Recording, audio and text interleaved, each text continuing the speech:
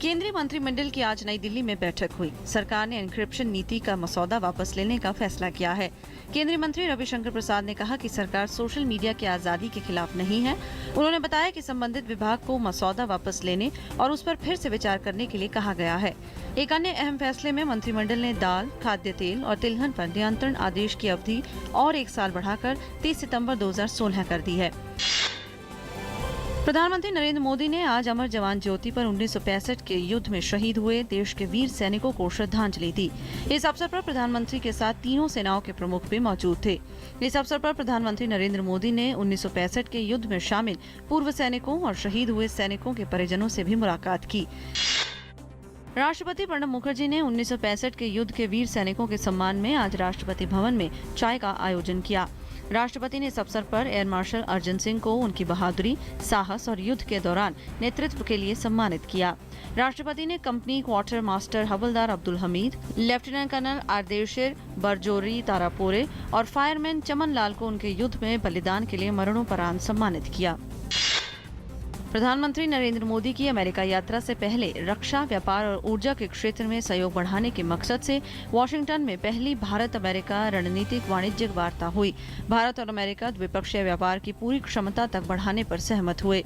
Bharat America ने बेहतर भविष्य के लिए अर्थव्यवस्थाओं को आपस में जोड़ने पर बल दिया। प्रधानमंत्री नरेंद्र मोदी कल आयरलैंड का दौरा करेंगे। पीएम मोदी आयरलैंड के डबलिन में आयरलैंड के प्रधानमंत्री एंडा केनी से मुलाकात कर द्विपक्षीय मुद्दों पर बातचीत करेंगे। प्रधानमंत्री की यात्रा को लेकर भारतवंशियों में जबरदस्त उत्साह है। स्वास्थ्य एवं परिवार कल्याण मंत्री जेपी नड्डा ने आज नेशनल हेल्थ प्रोफाइल 2015 को जारी किया। इसे केंद्रीय स्वास्थ्य आसूचना ब्यूरो द्वारा तैयार किया है। एनएचपी में भौगोलिक भूभाग, सामाजिक, आर्थिक, स्वास्थ्य स्थिति और स्वास्थ्य वित्त संकेतकों को शामिल किया गया है। समारोह में स्वास्थ्य मंत्री ने कहा कि आंकड़ों से हमें अपने लक्ष्य, अपनी ताकत और कमजोरियों को समझने में मदद मिलती है और रणनीति बनाने के लिए भी ये महत्वपूर्ण साधन होते हैं। जम्मू कश्मीर के पुलवामा जिले के एक गांव में आज शाम सुरक्षा बलों और आतंकवादियों के बीच हुई मुठभेड़ में लश्कर-ए-तैयबा का एक आतंकवादी मारा गया। पुलिस के मुताबिक करीब 35 किलोमीटर दूर काविनी गांव में आतंकवादियों की मौजूदगी की सूचना मिलने के बाद सुरक्षा बलों ने तलाशी अभियान चलाया, जिसमें जहांगीर अहमद गनी नामक आतंकवादी मारा गया। मारे गए आतंकवादी के पास से 2 हथगोले बरामद हुए हैं। तलाशी अभियान अभी जारी है। आम आदमी पार्टी के विधायक सोमनाथ भारती को दिल्ली पुलिस अब किसी भी समय गिरफ्तार कर सकती है। पत्नी पर घरेलू हिंसा के एक मामले में दिल्ली उच्च न्यायालय ने सोमनाथ भारती को अग्रिम जमानत देने से इनकार कर दिया है। सोमनाथ भारती के वकील का कहना है कि कोर्ट ने सोमनाथ के कई मामलों पर विचार करने के बाद उनकी अग्रिम जमानत खारिज कर दी। बहुजन समाज पार्टी प्रमुख मायावती ने आज करोड़ों रुपए के एनआरएचएम घोटाले पर उनसे पूछताछ करने के सीबीआई के निर्णय को लेकर सरकार पर निशाना साधा और सवाल उठाया कि सीबीआई को 4 साल बाद मुझसे पूछताछ करने की क्यों जरूरत पड़ी। मायावती ने कहा कि कल सीबीआई के अधिकारी ने हमें फोन करके एनआरएचएम पर पूछताछ करने की जानकारी दी। सुप्रीम कोर्ट ने हरियाणा पंचायत चुनाव को तत्काल स्थगित करने का आदेश दिया है।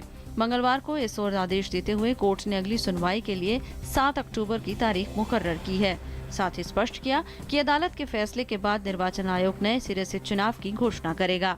कोर्ट ने कहा कि चुनाव लड़ने के लिए शैक्षणिक योग्यता के नियम पर अदालत के फैसले के बाद ही चुनाव हो सकता है, जबकि हरियाणा सरकार ने अदालत में कहा कि शैक्षणिक योग्यता के नियम को वापस नहीं लिया जाएगा।